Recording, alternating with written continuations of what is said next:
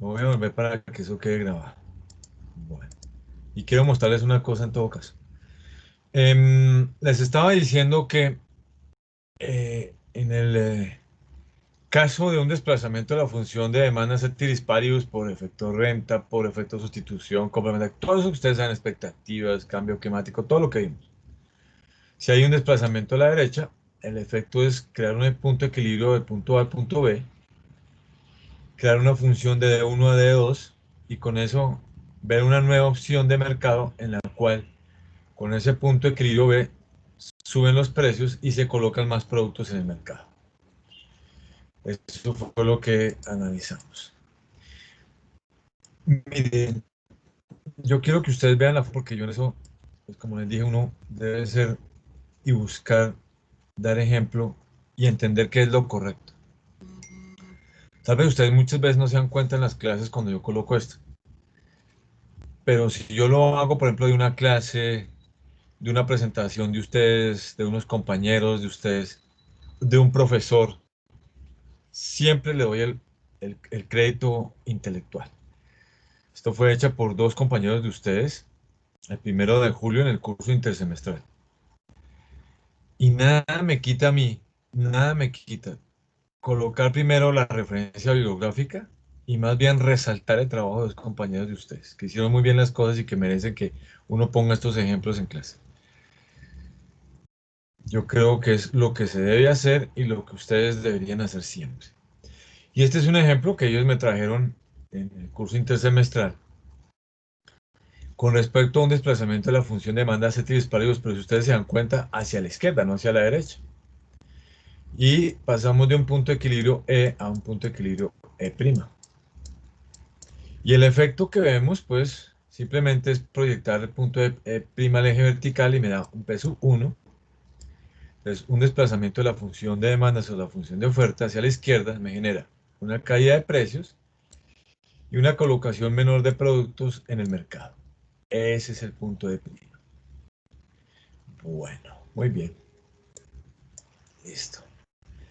Entonces, vamos a tratar de entender, aunque ya lo revisamos en clase, algunos elementos que me parece importante como resaltar. Efectivamente, el desplazamiento se hizo a la izquierda. Fíjense que ya por entonces estábamos analizando con los muchachos el efecto del COVID-19. Y en ese orden de ideas, lo que sucedió, y vimos un caso, fue por efecto renta, porque muchas personas por esa época se dieron cuenta que habían perdido su trabajo o que les habían propuesto continuar con salarios menores. Entendible para los empresarios, que todo lo contrario, tratando de mantener el trabajo para los demás, pues no se veían abogados, sino a pedirles que se mantuvieran en la empresa, pero con salarios menores porque no tenían ni cómo pagar el arriendo. Y eso provocó efectivamente ceteris paribus, el desplazamiento hacia la izquierda en el ejemplo que ellos dieron. Esto, por supuesto, ha llevado a que los consumidores pues consuman cada vez menos en este momento.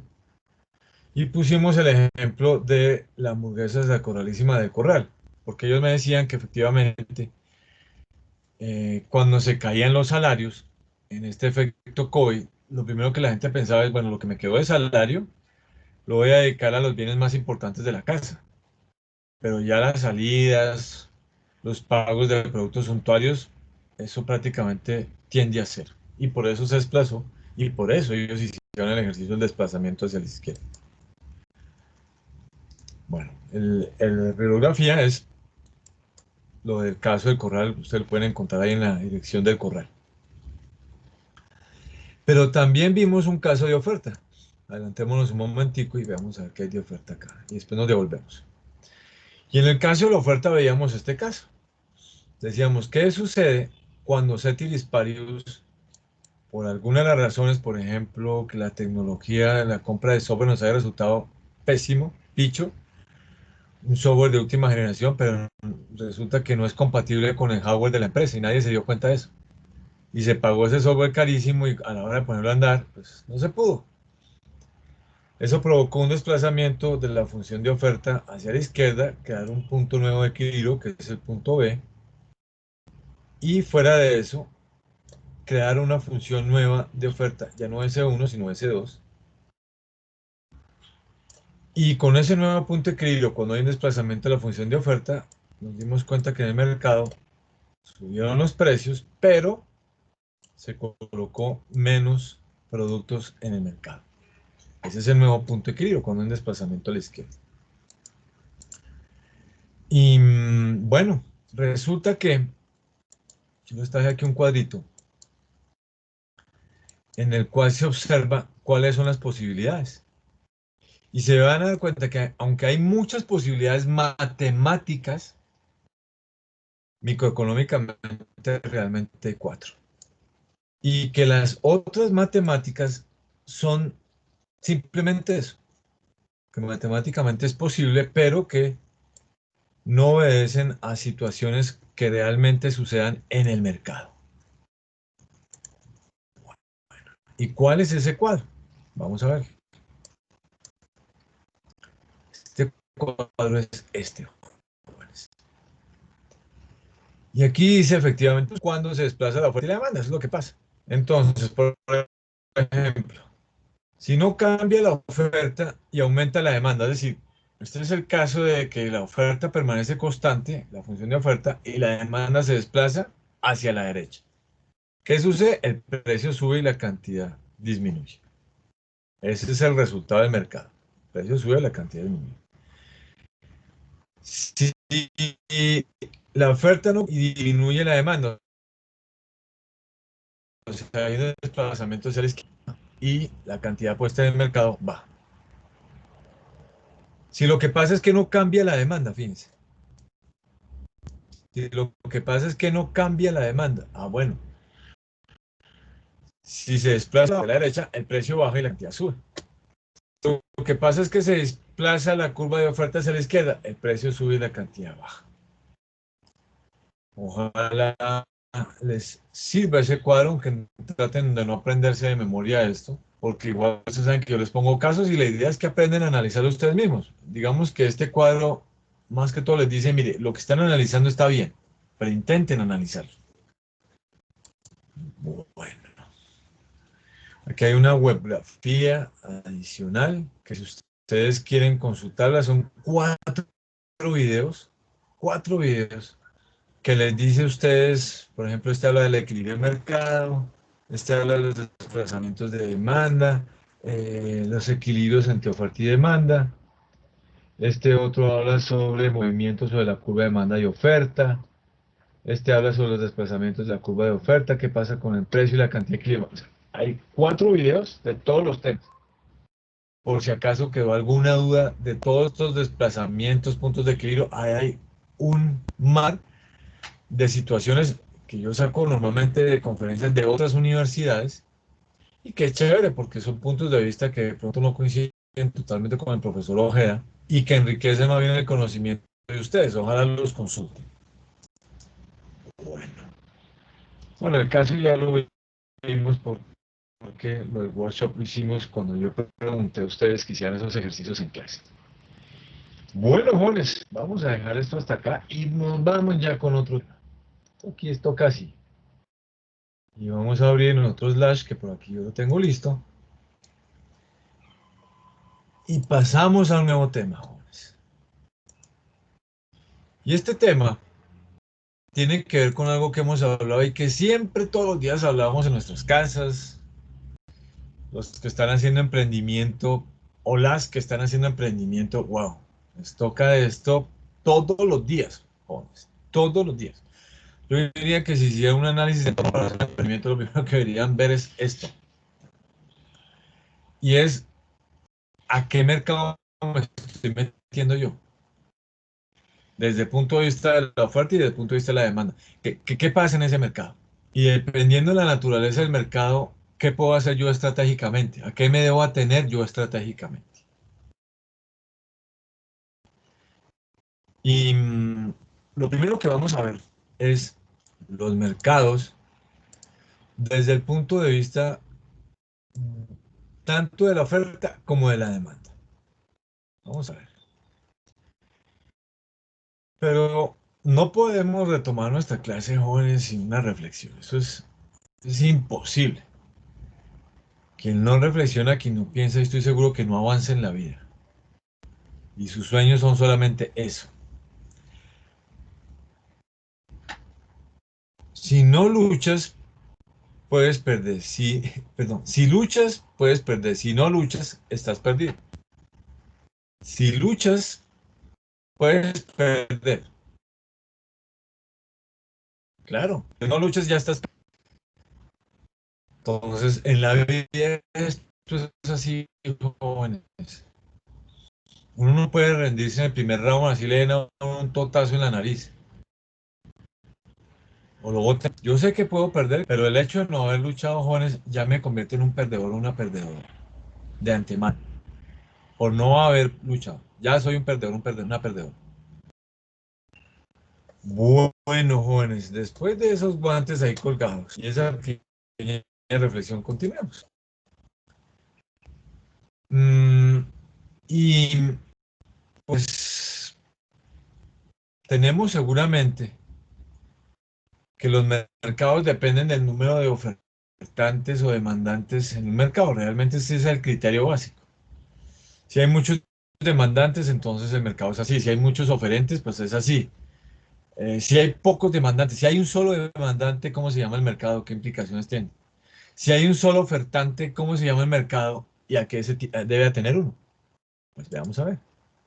Y vamos a empezar desde el punto de vista de la demanda. De la demanda. Y en este caso estamos diciendo que hay un mercado donde solamente hay un demandante, solamente hay un cliente. Y qué chévere que empezamos por aquí, jóvenes, porque aunque ustedes no crean, esto es más común de lo que ustedes puedan pensar.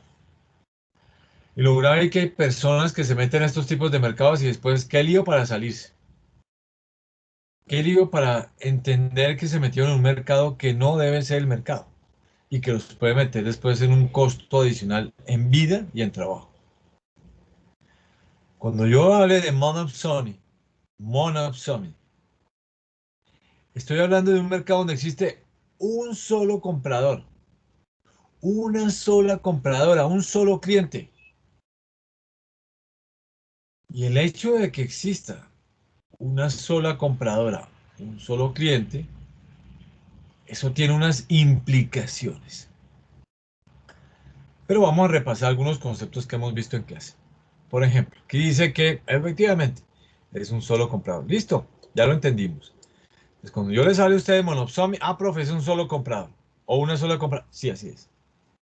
Pero aquí viene un concepto que ya lo aprendimos en clase. Jóvenes, ¿qué es un negocio B2C? ¿Qué es un negocio B2C? Joven Brian Nicolás Castañeda, con los buenos días.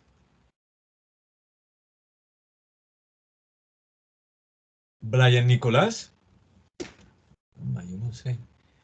Que a veces escribe como que no sé qué pasa con la... Profe, Sí, joven Brian. ¿me escucha? Aló, aló. Sí, lo estoy escuchando perfecto. Yo Sí, profe, estaba no, diciendo, profe, es que... ya. ¿Cuál era la pregunta, profe? Es que se me está no estabas distraído. cortando mucho. Ya. Joven Brian, ¿qué es un negocio B2C? ¿Qué es un negocio B2C? Eh, uy, profe, la verdad no me acuerdo. Bueno, vamos a ver si alguien te da la mano con eso. Joven María Alejandra Uy, Quintero, con los buenos días. María, ¿nos das la mano? Buenos, ¿Qué es un negocio B2C? profe, la verdad tampoco sé, o sea, pero pues no sé, me suena como la relación entre el único demandante y el ofertante.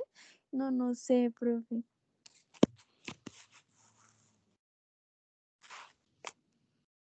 Bueno, fíjate que aquí estamos hablando de solamente hay un cobro. Ahora, Los Santos Sandoval, con los buenos días que me... Carlos, te Hola, escucho. profe, buenos días. Sí, profe. ¿Cómo va? Entonces, muy bien, profe. El B2C significa business to, eh, ¿Tienes tu el comprador, es que, ¿vio? Consumer. Consumer, business? gracias, Andrea. Business to consumer. business to business y consumer to consumer. Bueno, dame un ejemplo de business to consumer, perdón, business to consumer, B2C.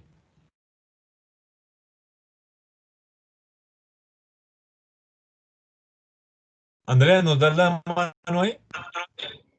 Pues, Ok, profe, yo pues, creo que, A ver. dale, Carlos. perdón, es que tengo el internet súper lento y se traba a veces. Pues, profe, ahí el B2B, pues puede ser referente a Carlos, un ejemplo de B2C.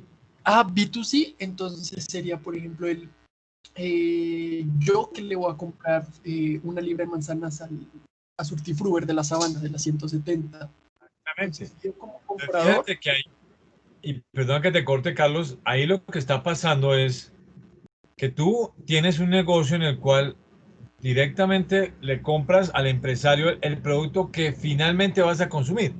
ujú, O sea, B2C es, tú vas a comprar un producto directamente con el que produce o comercializa ese producto. Bueno, muy bien.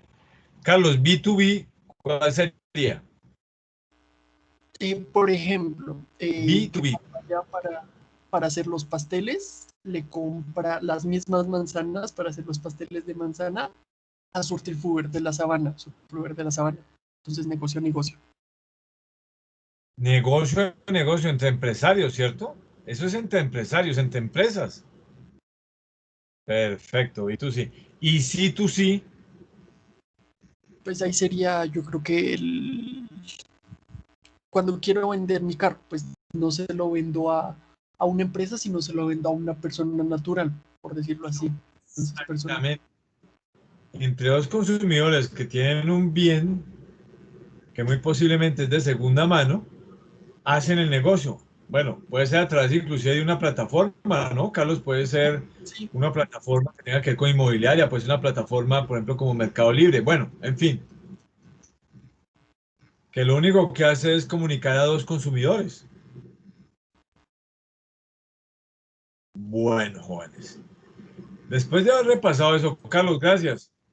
ok, perfecto. Bueno, sobra decirles que este tipo de mercados actúan tanto en el espacio físico como en el espacio virtual y ya de eso dimos ya ejemplos. O sea, aquí no hay que desconocer que el monopsome o cualquier tipo de mercado, entendiendo que el monopsome es un solo comprador o compradora, puede ser por actuación utilizando una plataforma, le dije el caso de Mercado Libre, o bueno, lo que más utilizan ustedes que es Rappi, por decir así, y que convierte al mercado simplemente en una situación de tipo contractual en la cual las partes hacen uso de una plataforma o se relacionan directamente, físicamente. Pero fíjense que aquí viene una reflexión muy del COVID, jóvenes, muy del COVID. Em, Ustedes dirían, bueno, pero un solo comprador o compradora, pues complicado. Vamos a ver históricamente que lo hay. Pero yo les puse este asterisco, jóvenes, porque a mí me huele que esto está sucediendo en muchos mercados laborales hoy en día con el COVID-19. Y no solamente en Colombia, sino también en muchas partes del mundo. ¿Y qué tiene que ver el Monosomi con el mercado laboral? Muchísimo. Ustedes bien lo saben, jóvenes, que a raíz de lo que está pasando con la pandemia, muchas empresas han aguantado el totazo que ha sido precisamente pues, la caída de la demanda agregada. O sea, la gente no puede comprar, escasamente puede comprar sus productos básicos. Pero hay empresas que han subsistido y que han aguantado el totazo y en este momento, donde por lo menos se está tomando como un poquito de aire, al abrir los ojos han quedado muy pocas empresas en ciertos sitios del país. Yo estoy seguro que hay ciudades pequeñas, intermedias de Colombia, que existen pocas empresas que por sus sectores son los únicos que quedaron, porque aguantaron, porque soportaron. En ese momento son las únicas compradoras de horas de trabajo. Son las únicas compradoras de horas de trabajo. Es decir, se están configurando empresas monopsonistas en el tema laboral. ¿Y qué significa ser monopsonistas desde el punto de vista laboral? Que son las únicas que están pagando por horas laborales. Eso está sucediendo en el país hoy en día con el COVID, jóvenes, para bien o para mal. Porque al fin y al cabo uno entiende que una empresa que logró hacer eso es porque sorteó todo tipo de, yo qué dijera yo, de intemperies, bueno, una verdadera tempestad lo que se ha venido en los últimos 4 o 5 meses para todos los empresarios. Y que muy pocas en las ciudades pequeñas, imagínense, aquí en las grandes donde hay tantas oportunidades sufrimos, ¿cómo serán las ciudades pequeñas? Pues estas empresas, sin querer queriendo, se han convertido en las únicas compradoras de trabajo. Entonces, por eso les puse yo esta vez el asterisco, porque es un caso que estamos viendo hoy en día. Bueno, y aquí viene otro caso que yo le pondría un doble asterisco. Colombia es un país de contrastes, jóvenes. En todo sentido, tenemos personas que verdaderamente son genios, genios deportistas, genios literarios, genios económicos que los contratan fuera del país, financistas que los contratan fuera del país. Pero entre los contrastes del país, jóvenes, está la famosa minería clandestina. Y la minería clandestina en este país funciona de una manera un poco perversa, diría yo. Porque curiosamente esta minería se está ubicando en los sitios más lejanos e inhóspitos del país, sobre todo en la selva. Estoy hablando en los departamentos de Guanía, Bichay y posiblemente territorios litorales con Amazonas, donde es muy difícil acceder, pero que las minerías clandestinas sí han accedido y no solamente acaban con el medio ambiente, sino que son las únicas que dan trabajo. Y ponen a trabajar a estas personas bajo unas condiciones, son las únicas que contratan, que pagan, que son los únicos clientes para pagar hojas de vida, entre comillas. Sometiendo a personas 8, 10, 12 horas metidas además o en un socavón o en el río, todo el día, descalzos muchas veces, en unas condiciones infrahumanas. Es otra manera efectivamente de monopsonio en el caso colombiano, es efectivamente la asociada con la minería clandestina. Bueno. Jóvenes, hasta aquí está entendido lo que es el monopsomio. Joven Miguel Ángel Sáenz, ¿me escucha? Miguel, Sí, profe. Miguel, ¿quedó claro los ejemplos de monopsomio? Profe, más o menos. Es que tengo un poco mal el internet. ¿Qué parte no entendiste? ¿Pero en qué parte dijiste no? Hasta aquí entendí, profe. Pues entendí, digamos, los tres conceptos de abajo, sí, pero digamos, no entendí como tal el concepto de monopsony. Pero ¿cómo si entendió los tres de abajo que estaban siendo ejemplo de todo? ¿Cómo fue que no entendió entonces el concepto? Si es que el ejemplo de monosomio fue los tres de abajo. Esa parte sí soy yo el que no entiendo, Miguel. Ah, Hay no, que estar mentira, más, ya. Sí, hay que estar profe, concentrado en se me clase. está cortando mucho. Bueno, muy bien. Joven Brian Nicolás Castañeda. Brian, Sí, señor. Brian, ¿quedó claro lo del monosomio y los ejemplos que dimos? Sí, señor. Bueno, perfecto. Carlos Alberto, Carlos, levantaste la mano, cuéntame. Sí, profe, yo tengo una pregunta. La ley colombiana, o sea, que habla algo de los monopolios o la ley es como muy alejada en ese sentido. No, pero fíjate, Carlos, aunque yo diría que es muy propia tu pregunta, que todavía no estamos en monopolio y esta vez quise abordarlo desde la demanda, para que cuando lleguemos al monopolio, que sería en este caso un solo productor, fíjate que aquí estamos en un solo comprador, Ujú. no todos los monopolios nos vamos a dar cuenta primero son malos, pero por supuesto que La ley no castiga habla duramente nada de este eso. tipo de comportamiento. Ah, ok, profe, es que esa era mi No, pregunta. eso se llama las leyes Gracias. a nivel internacional, Carlos, se llama leyes antitrust o antimonopolio. Que se conozca la primera importante en el mundo occidental fue la ley Sherman, pero eso lo haremos en su momento, que fue una ley de 1890. Pero en eso lo haremos cuando lleguemos al monopolio. Bueno, Carlos, Ok, profe. vale. Entonces, en el Monosomy también, aquí sucede algo muy curioso con este mercado laboral de Monosomy. Es que este caso me llama mucho la atención porque creo que está pasando mucho en el país y fuera del país con el tema del COVID-19. Y es que al volverse el único comprador de horas, es muy posible que la calidad del trabajo y la remuneración no corresponda a su trabajo y a su dicho de otra manera. Si yo soy el único que compro horas, yo pongo las condiciones.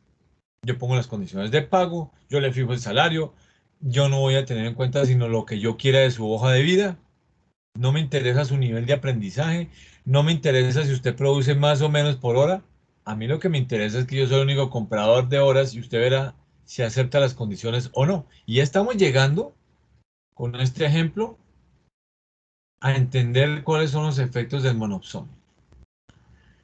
Y vemos que cuando existe el mismo, efectivamente, el cliente, el único cliente, pone condiciones. Pone condiciones de salario, pone condiciones de calidad,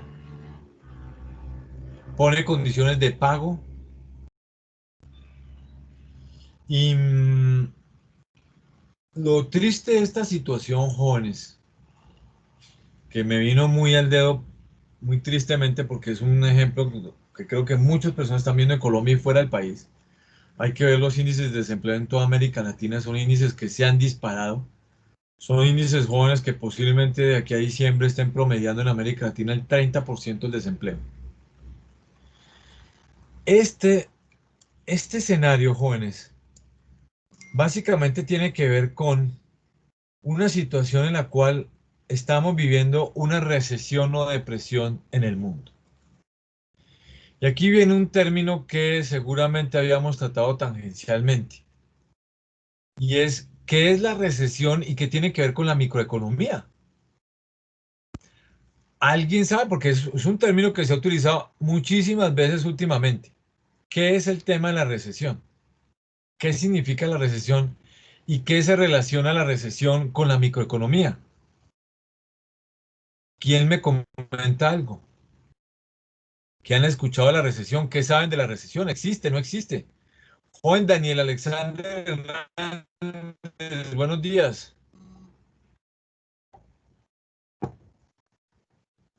Bueno, si alguien sabe si Daniel Alexander está por ahí, le dicen que el profe Ojeda lo está buscando. Démosle aquí un correíto, porque es que eso... Profe, estoy buscando, Daniel. estoy buscando, estoy buscando. Ah, bueno, que yo dije, no, se me perdió Daniel. Yo ya le iba a mandar aquí un correo. Y no, imposible, si Daniel es un muchacho muy atento ahí con la clase. Pero, ¿qué sabes? O sea, sin necesidad de buscarlo, Daniel, porque no lo hemos estudiado y la idea es aprenderlo. ¿Qué sabes tú de eso? ¿Qué sabes Pues tú de es la que, recesión? profe, recesión yo lo entiendo como algo que no está como aumentando, sino al contrario, sino que está decreciendo, se va desnivelando, buscando como un punto no neutro, sino más abajo de eso, ¿sí entiende? O sea, lo Pero entiendo de esa manera, sin leer. en la economía, chévere, pero chévere que seas sincero conmigo y mi profe, yo pienso esto y no leí, mejor. ¿No te Sí, parece? sí, sí, sí. Me estás diciendo, mire, es algo que para mí es retroceder. Yo te digo, es en el ambiente económico, en el ambiente social, en los dos, en el ambiente familiar, ¿En todo? en todo, dice Daniel. Bueno, veamos a ver, Claro. Daniel, gracias. Gracias, y esa es la idea, que digan lo que piensan. Y después vamos a aprender de qué se trata. No te preocupes, Daniel. A Ok. ver, María Alejandra, María, complementemos lo que nos dijo Daniel, que ya nos dio una buena pista. Profe, perdóname, es que se me entrecortó. ¿Qué es el Profe, ¿me escuchas? Es que estoy... Sí, María. Aló, Ah, profe. estamos hablando, María, de qué entienden ustedes por recesión y cómo la recesión Es, se bueno, relaciona con la... Dime, profe, escucho. ¿me escuchas? Sí. Bueno, yo lo entiendo como el periodo donde como no se recibe, ¿no? Nada Bueno, por lo que se está dando a ofrecer. Entonces bueno. estamos en recesión. No sé, por ejemplo, una empresa. En este caso, pues estamos hablando de una clasificación en específico. Porque fíjate que es un término que se está utilizando mucho en la radio, en la televisión, en las calles, ¿no? Estamos en recesión. Bueno, jóvenes. Sí, Primero agradecerle a como, Daniel y María. Y no se preocupen, es decir, yo pregunto esto más como para ponernos en contexto. Y al fin y al cabo esta clase es para aprender. Lo que ya hayan aprendido, eso sí les doy por la cabeza, pero esto es para aprender. Jóvenes, la recesión demuestra que la macro y la micro viven la una de la otra en un momento determinado. O sea, si la macro es el análisis de todos los precios, de todos los mercados, de todos los ahorros, de todas las inversiones de un país, y la micro es el precio de la hora de inversión en un mercado, ¿en qué momento se genera esa interfase? En los ciclos económicos. No sé si están viendo ahí esa pantalla en blanco. ¿Sí la están viendo en blanco, jóvenes? Sí, señor. Hagamos un plano cartesiano. sí, Fíjense que en la sí, macro también sirven los planos cartesianos. Y pongamos tal cual, fíjense. Hay muchas cosas que en la macro funcionan en el análisis igual que la micro. Aquí no vamos a colocar precios. Aquí vamos a colocar lo que se llama el GDP o el PIB. Una pregunta, ¿ustedes ya vieron macroeconomía? No. ¿Lo han visto? Ah, bueno, listo. No, señor. Listo, ok. Entonces ya les voy a Profe, explicar. ese era el ejemplo que yo le iba a preguntar. ¿Cuál, Daniel? Lo de la tasa del Producto Interno. Bueno, para Pero eso, pues Daniel, siga. como no han visto macro, voy a tratar de hacerles entender de qué es el PIB. Bueno, Daniel, Ok. el PIB es el Producto Interno Bruto de un país. Y el PIB, normalmente lo que me mide a mí es cómo con el uso de recursos, que ya sabemos porque eso lo vimos en micro en el diagrama, que son unos recursos. Cómo el uso de recursos de nacionales y extranjeros, que pertenecen a nacionales y extranjeros, dentro de un territorio, me generan crecimiento o decrecimiento. Entonces se produce más, se hacen más transacciones, se hacen más intercambios. El PIB me mide eso. En inglés se dice GDP. GDP. Em, este PIB me puede estar diciendo a mí qué riqueza hay en ese país. O si la riqueza está cayendo por cuenta de las transacciones, por cuenta de los intercambios, por cuenta de la producción. Cuando eso pasa, fíjese que el PIB se puede relacionar con el tiempo. Y cuando esto pasa, puede suceder esto, miren. Puede que llegue un momento en que la relación sea de esta manera. Bueno, listo. Y digamos que este punto máximo lo voy a llamar cima. Y este punto bajo lo voy a llamar piso. Aquí me está diciendo, fíjense en esta primera tendencia de la curva, que efectivamente el PIB está creciendo en un tiempo determinado. ¿Sí se dan cuenta? ¿Por qué? Muy fácil, nosotros ya sabemos hacer esos análisis. Podemos poner aquí un punto A, por ejemplo, para analizar. Y ustedes saben cómo analizar las funciones, cualquiera que sea. Lo único que tengo que hacer es proyectar esto al eje horizontal y me dice, este es un tiempo. Este es un tiempo que puede ser, por ejemplo, un año. Mientras que, si yo quiero ver en el eje vertical, cuando pasa, dice, mire, usted está creciendo tanto. Entonces, el PIB normalmente se mide en términos porcentuales. Entonces, aquí dice, no, está creciendo el 5,1%. Perfecto, listo.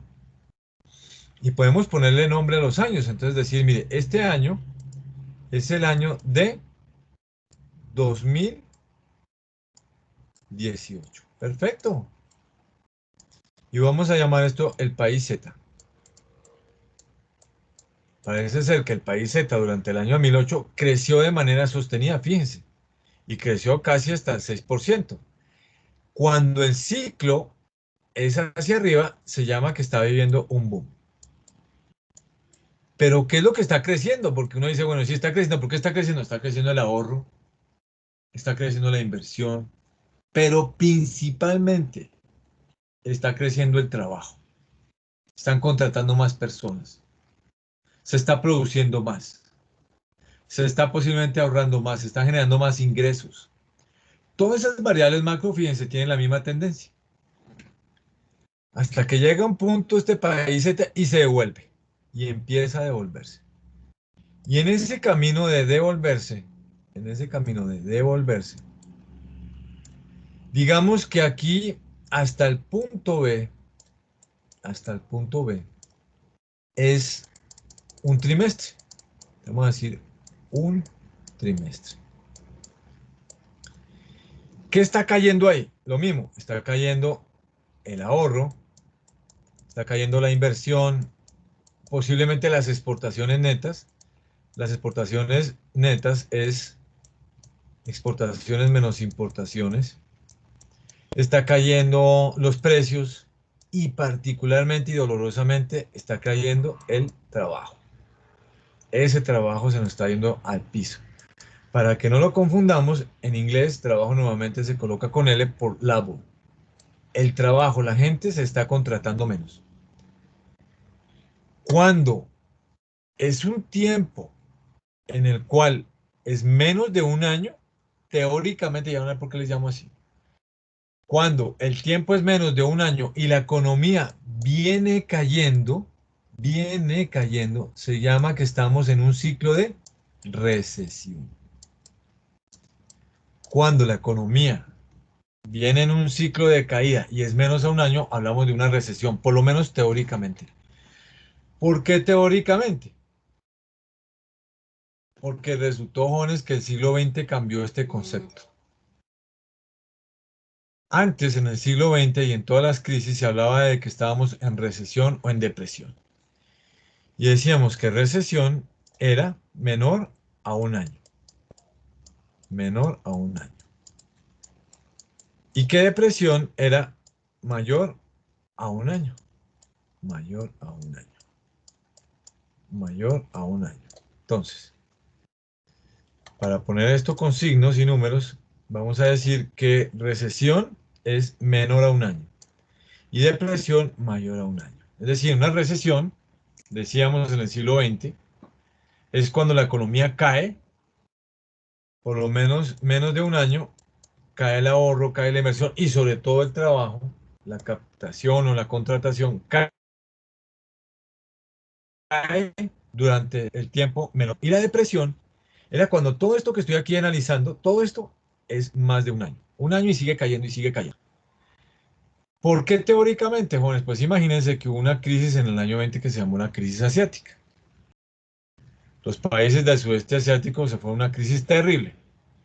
Los de primera y segunda generación, entonces los de primera generación, Singapur, Corea del Sur, Taiwán, me falta uno, bueno, Japón,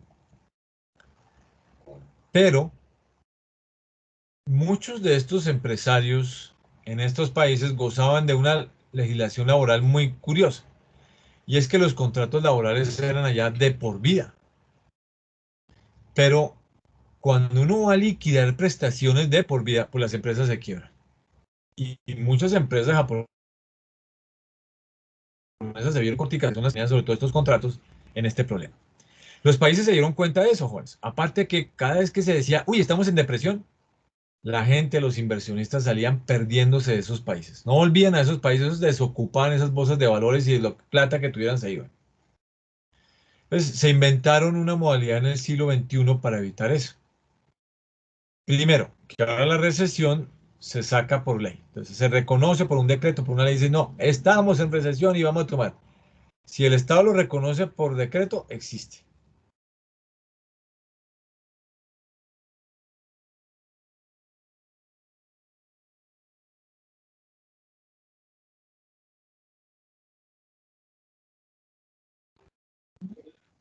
Jóvenes, ¿me están escuchando?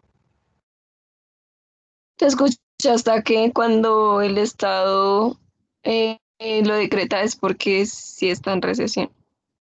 Bueno, listo. Entonces vamos a retomar desde ahí. Entonces, a raíz de lo que pasó con la crisis asiática, los estados tomaron una decisión. Pero, ¿por qué no hacemos una cosa? Más bien la recesión, saquémosla por decreto. Y digamos que hay recesión cada 3 meses. Entonces, si la economía cae, el ahorro, la inversión cae durante 3 meses, digamos, estamos en recesión. Pero nunca utilicemos la depresión como término. Entonces, si vamos para el segundo trimestre con recesión, no, seguimos en recesión. Y si va por encima del año, no, pues llevamos un año en recesión. Y efectivamente estamos en recesión. Todos estos pedacitos de tiempo, jóvenes, todos estos pedacitos de tiempo que yo nombré, es lo que se llama el ciclo económico. Ciclo económico. Entonces, un ciclo económico es un periodo de tiempo, ahí lo estamos viendo. Primero que todo, un ciclo económico es un periodo de tiempo, cuya característica es que las variables tienen una misma tendencia. Entonces, o todas van para arriba o todas van para abajo. Entonces, el ciclo económico es un periodo de tiempo durante el cual las variables macro tienen una sola tendencia. Si es boom, todas van para arriba. Si es recesión, todas van para abajo en el corto plazo. Si es depresión, todas van para abajo en el largo plazo. Joven Daniel y joven María Alejandra Quintero, ¿sí les quedó claro?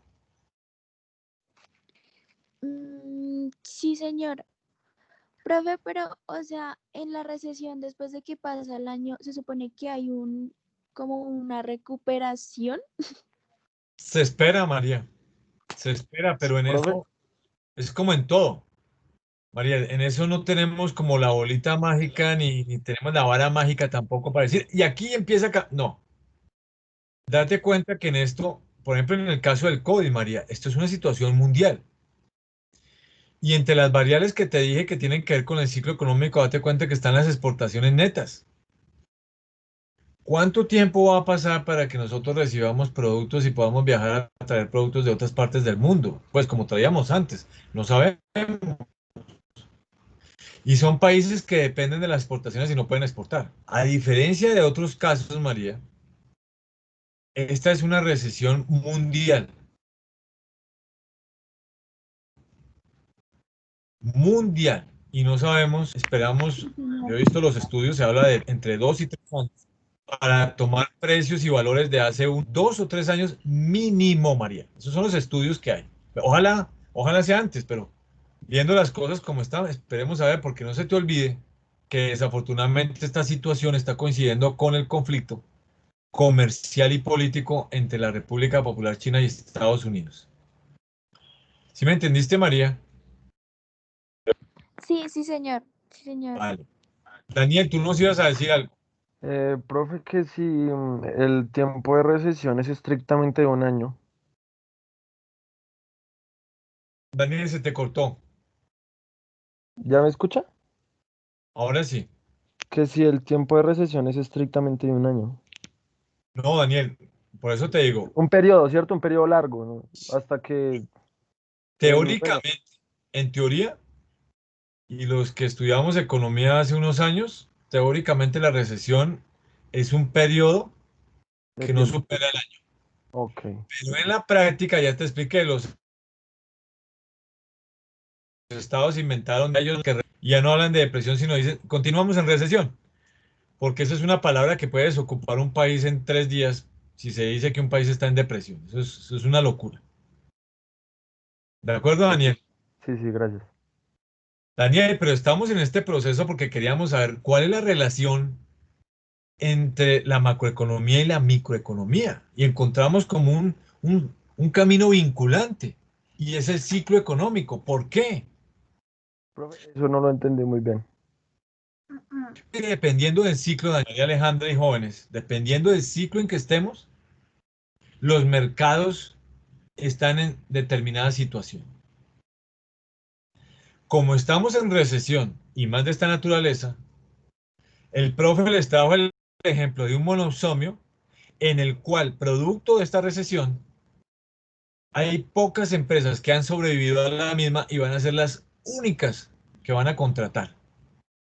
Pero al ser las únicas contratantes, los únicos clientes de todas esas hojas de vida, porque uno ofrece su hoja de vida y los otros compran las hojas de vida,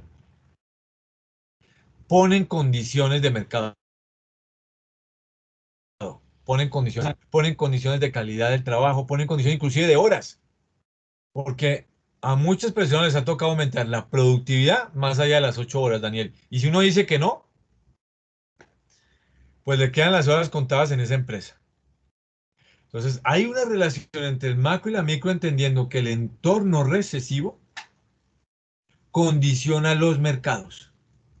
El entorno recesivo condiciona los mercados. Joven Miguel Ángel Sáenz, ¿me escucha? Sí, profe, sí, señor. Joven Miguel Ángel, ¿entendió o estuvimos graves ahí? Sí, sí, sí entendí, profe. Bueno, muy bien, joven Miguel Ángel. Bueno, jóvenes, entonces sigamos porque entonces ahora sí nos podemos devolver y entender claramente lo que se dice acá. Volvamos a repasar, dice. En el Mono Sony, efectivamente, en el caso de los contratos laborales, van a estar por debajo, muy seguramente, se van a negociar por debajo, no solamente de lo que usted es capaz de producir, sino de su nivel de aprendizaje. Así es sencillo, jóvenes. Y por supuesto, ahora sí me entienden el asterisco. Si esta situación, Dios no lo quiera, dura más de un año, más grave va a ser las condiciones laborales para quienes mantengan el trabajo. Y como aquí dice, si llega la depresión o se mantiene la recesión mundial, más difícil va a ser las concepciones que tengan los contratantes para contratar. Y las hojas de vida como que van a pasar a un segundo plano. Por lo tanto, esto implica que de una u otra manera existe un proceso de colusión. Apréndanse esa palabra. Colusión. La colusión, jóvenes, que es un término que hacía mucho, solamente se veía yo creo que teóricamente, como un concepto. Es una situación microeconómica en la cual predomina el monopsomio o el monopsomy en el mercado laboral. La colusión es una situación microeconómica en la cual predomina el monopsomio en el mercado laboral. Si esto va para depresión, pues va a ser más largo. Si continúa la recesión, pues vamos a ver colusión continua. ¿Quedó claro el término de colusión, joven Denis Rodrigo Galvis? Sí, señor. Bueno, perfecto. ¿Listo? Entonces, continuemos, jóvenes. Ya vimos el gráfico, ya entendimos que sí existe una relación entre la macroeconomía y la microeconomía. En la medida en que la macro me da un entorno, un espacio en el cual se debe mover la empresa. Pero, ¿qué características tiene este monopsomio? Quiere decir que si yo soy el único comprador de hojas de vida, les pregunto a ustedes, ¿yo soy finalmente el que impongo el precio o es el mercado el que impone el precio de las hojas laborales? ¿Qué creen ustedes? ¿Cuál sería el mínimo común denominador hoy en día? El De mercado, acuerdo, Daniel, perdóname que no te escuché, el mercado. pero te pregunto, Daniel, si es el mercado, ¿vemos empresas compitiendo por hojas de vida en general o hay No, exceso de hojas de vida en el mercado? hay un exceso.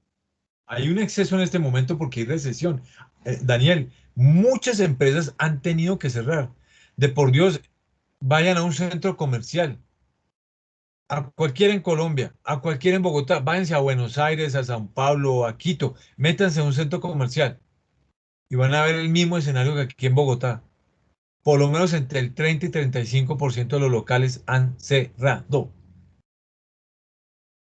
Y si multiplicamos y pensamos que en un local mínimo trabajaban 2 personas, multipliquen que hay 2 personas más sin empleo y que han colocado su hoja de vida en el mercado laboral. en este momento tenemos un exceso de hojas laborales y por lo tanto los pocos contratantes están poniendo la condición del precio. Conclusión, Daniel. En un mercado monoopsomista, el comprador pone condiciones de precio. Pone condiciones inclusive de compra. Por ejemplo, en la fecha en que quiere tener el producto, la calidad del producto, el empaque en que quiere el producto, la calidad del mismo, la manera de pagar el producto. Porque esto no solamente está sucediendo por colusión, esto está sucediendo en todos los mercados en este momento, donde muy pocos han quedado como empresarios, han subsistido a esta crisis. Entonces, una de las características de los impactos del monopsome es efectivamente que el monopsomista fija condiciones de compra. ¿En qué? En precio, en calidad del producto, en cómo quiera pagar el producto, en los empaques del producto, en la calidad del producto. Él pone hoy en día, ¿por qué? Porque se está convirtiendo en el último comprador. Por lo tanto, es lo que se llama que es una situación en la cual el empresario que le toca competir con otros empresarios se vuelven tomadores de precios. El precio, fíjense, en un monopsomio. Y a él le toca tomar el precio, porque si creen que esto está pasando por colusión, imagínense en provincia, donde existe un solo comprador, por ejemplo, de sal, o un solo comprador, por ejemplo, de ropa en este momento. Los pocos empresarios que haya de la sal y de los textiles, les toca pelearse ese solo comprador para no quebrarse. Entonces, en el monopsome, el empresario es tomador de los precios. Los precios, ¿quién se los da? El cliente, el único comprador. Ya lo había dicho, en un monopsony se le pone condición a los empresarios de entrega, de calidad de su producto, del sitio donde debe entregar el producto, de la hora en la que le debe entregar, de los pagos como los quiere hacer. Y como lo acabamos de decir, muy seguramente, miren, es que esto ni pintado lo que están viviendo muchos empresarios hoy en el país y fuera del país, porque esto es una situación mundial. Hay empresarios peleándose por negocios y los más valientes han llegado a una situación en la cual, por ser muy valientes, están en este momento con una acumulación de inventarios. Porque los pocos compradores dicen, bueno, si no le sirve así, yo pago de esta manera, usted me entrega la mercancía ya, pero se la pago en 3 meses, porque es que de aquí a diciembre yo tengo plata. Pero mire que es que yo tuve que pagar. Usted verá. Entonces seguramente los que han sido valientes van a tener una acumulación de inventarios terrible. Eso se llama sobreestoquearse. Sobreestoquearse. Bueno, jóvenes, en este panorama vamos a ver realmente algunas características muy importantes desde el punto de vista microeconómico del monopsomista. Algunas de ellas ya las hemos tocado, pero aquí las vamos a analizar. El monopsomista tiene garantizado el mercado.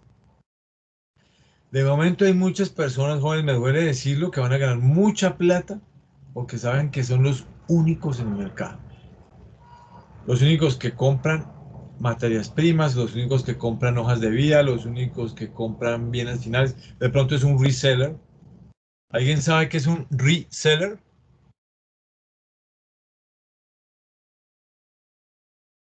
Un reseller. ¿Existen los resellers? Vamos a llamar reseller. ¿Revendedor? Un revendedor, ¿cierto, Andrea? Que, bueno, suena muy feo en español, pero en inglés es muy utilizado, Andrea, ese término para decir el intermediario comercial. Entonces, imagínate el tipo que se viene aquí a Bogotá, compra súper barato, porque claro, hoy en día consiguen mercancía muy barato, y se va a provincia y es el único que vende ese producto. Hoy hay resellers que están ganando mucha plata porque hoy tienen únicos compradores en las grandes ciudades y si van a vender después un monopolio por reseller en provincia, los únicos que van a vender ciertos productos. Entonces estamos en una situación bastante particular en Colombia y en el mundo, créanme. Ah, mire, aquí esto es muy interesante, ¿no? En el monopsomio, el monopsomista presiona para que haya mucha inversión y desarrollo en su producto. Ojalá que sean productos bien innovados. Ah, lo pone como condición para comprarle. Yo estoy seguro que si ustedes en estos días salen a buscar trabajo, sabrá Dios qué más condiciones le están pidiendo. Bueno, y sabe manejar no sé qué y no sé y cuántos idiomas habla. Ellos ponen en este momento las condiciones en calidad.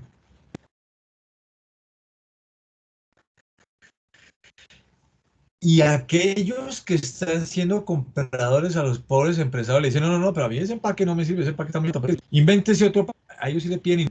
El único comprador sí pide innovación y valor agregado en ese producto que compra hoy en día. Hay otro elemento que, bueno, eso depende sobre todo ya a nivel local y regional. Donde la relación, como dice acá, en el largo plazo, que ya sabemos que es estrecha posiblemente, entre el empresario y el legislador.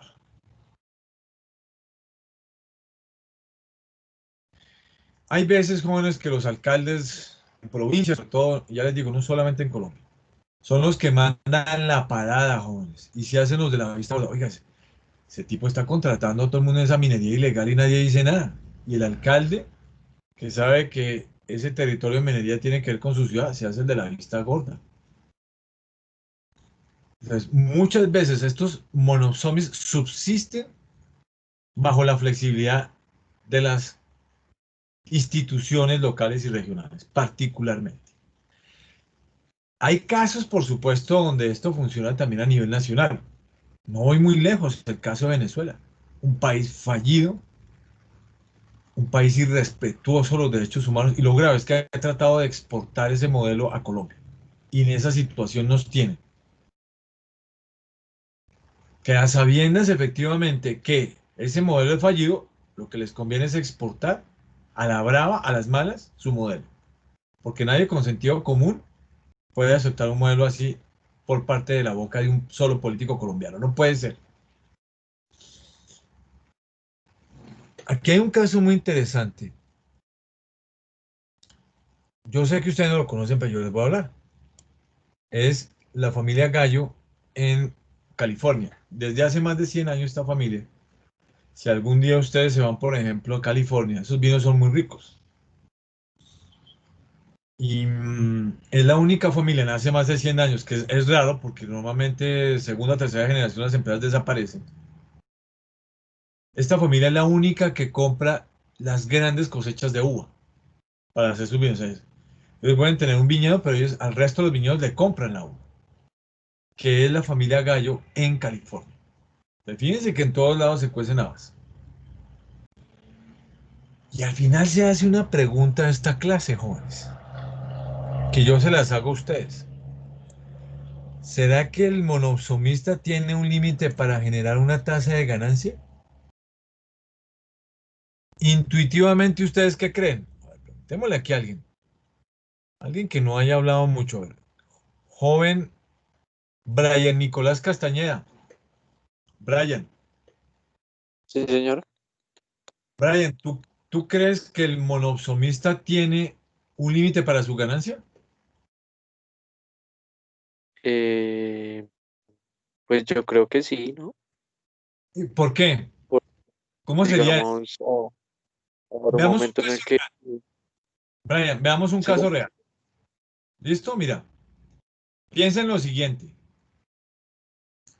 Piensa en un monosomista, ¿sí? que está contratando hojas de vida y le paga re mal a la gente y le está haciendo trabajar 10 horas. ¿Qué límite puede ser ese? ¿En qué momento el tipo, alguien le tiene que decir, stop? No, ¿Cuándo qué? pues digamos que hay un momento en el que ya entra como una competencia. Un riesgo es que de pronto en un proceso de colusión, que ya sabemos que es colusión, otro empresario de una ciudad cercana diga, oiga, este man sí es explotador, oiga. No, qué pena, yo voy a poner un anuncio aquí y voy a decir, mire, yo contrato y voy a pagar 1.000 pesos más por hora. Porque este es tan tacaño que no les paga los 1.000 pesos más por hora. ¿Seguro? Sí, señor joven Brian, esa es la respuesta. Sí hay un límite. Y vamos a analizarlo ahora microeconómicamente. Gracias, Brian. Bueno, profe.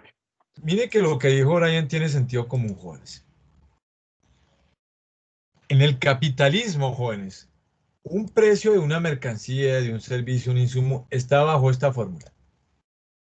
El precio es igual a una tasa de ganancia más los costos totales. ¿Y qué son los costos totales? Son los costos variables más los costos fijos. No importa la mercancía, normalmente un precio es igual a una tasa de ganancia más los costos totales que son ¿qué? Costos variables más costos fijos. Ojo con lo que les voy a decir. Para un comprador de estos tacaños, bueno, creo que muchas veces también, como les dije, tiene que ver con situaciones históricas y coyunturales como el tema de las minerías, que ellos son explotadores por naturaleza. Esta tasa de ganancia los va a llegar a equivocarse socialmente, políticamente, económicamente. Porque es tanto ya lo que empiezan a ganar, aunque eso los hace peligrosos frente a los políticos regionales. Que es muy posible, como que lo que nos dijo Brian, va a llegar un momento en que un empresario, si es un proceso de colusión, les ofrezca más por hora. Así pasa en el resto. De pronto los empresarios que siempre le venden cebada a uno solo y le toca someterse, no, y es que me entrega a las 2 de la mañana la cebada y me la entrega en un empaque, se cansan. Ah, bueno, yo ya no produzco cebada, busque de otro lado cebada. Entonces, el límite existe en la medida en que el exceso de ganancia provoca que el mercado, como bien lo dice Brian, reaccione y genere o competencia, otro comprador en este caso, o los empresarios se retiren del negocio. O sea que sí existe un límite. Repito, el límite está en que el exceso de ganancia y de querer siempre sobreexplotar como comprador, una invite a otro empresario a meterse al negocio y le compita con mejores precios de compra. Y lo otro, que esa tacañería y esa manera de ver la vida, de aprovecharse los demás aún en situaciones difíciles, ya había reflexionar a los empresarios a que se retiren. De pronto ese monoopsonista abusa tanto que se va a quedar sin mercancía para comprar. Jóvenes, ¿sí quedó claro cuál es el límite del monoopsonista en casos de la vida real?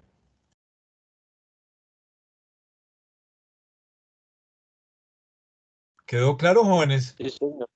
Bueno. Me van a hacer un favor para la próxima clase. Se van a ver este video. Se van a ver este video. De hecho, se los voy a pasar, aunque queda grabado y todo, se los voy a pasar ya mismo por el chat. Y vamos a poner calificación, por supuesto, a principio de clase. Voy a preguntar sobre este tema, voy a preguntar sobre el video y sobre lo que vimos hoy en clase. Todo lo del monopsón. Pues al empezar la clase hacemos nuestra reflexión y empiezo a preguntar con respecto al video y empiezo a preguntar con respecto a lo que vimos en clase. Y ahí va a salir una nota. Para las 2 o 3 personas, pueden ser cualquiera. Jóvenes, ¿quedó claro? Joven Andrea Ricaute. Sí, sí, Sí, señor, todo profe. claro, muchas gracias. Bueno, entonces, a ver, denme un segundo, por favor, jóvenes. Denme un segundo, por favor. Denme un segundo, a ver. ¿Castañeda Vargas Bryan? ¿No está? Sí, señor. Ah, bueno. Sí, sí estoy. Joven Denis Rodrigo. Señor. Joven Daniel Alexander. Acá estoy. Joven María Quintero. Señor. Joven Laura Riaño. Presente, profe. Andrea Ricaute. Presente. Miguel Sáenz Nativa. Aquí estoy, profe. Carlos Sandoval Herrera. Acá, profe. Bueno, jóvenes, gracias por haber venido a clase. Muy amables. Si Dios quiere, nos vemos en la próxima clase. Ya saben, vemos nuestro video y por supuesto, hacemos unas preguntas. Joven Daniel Alexander Hernández está levantando la mano. Cuénteme, Daniel. Profe, una pregunta, las notas. Daniel, yo creo que a estas alturas ustedes ya las pueden sacar, porque yo ya les envié los trabajos, los workshops, les envié la nota y les envié el parcial. Ustedes sacan la Ok, nota, ya saben. Como yo lo dije el primer día de clase, tal cual, 70%, 30%. Tú lo sacas, Daniel, que yo lo hago por Excel. ok. Vale, Daniel. Listo, gracias. Vale, Daniel. Bueno, jóvenes, no siendo más, a cuidarse mucho, a reflexionar, ojalá con lo que hablamos al principio de clases. Si saben de alguien que está haciendo eso, pues aconséjenlo porque no es el camino realmente que uno debe tomar como profesional, ni como ser humano, porque bien lo decían ustedes mejor que yo. Eso es un concepto moral y ético que es indiscutible e irrefutable. Pasen buen fin de semana, jóvenes, cuídense mucho. Vale, Gracias, profe, muchas profe. gracias. Chao. Hasta luego.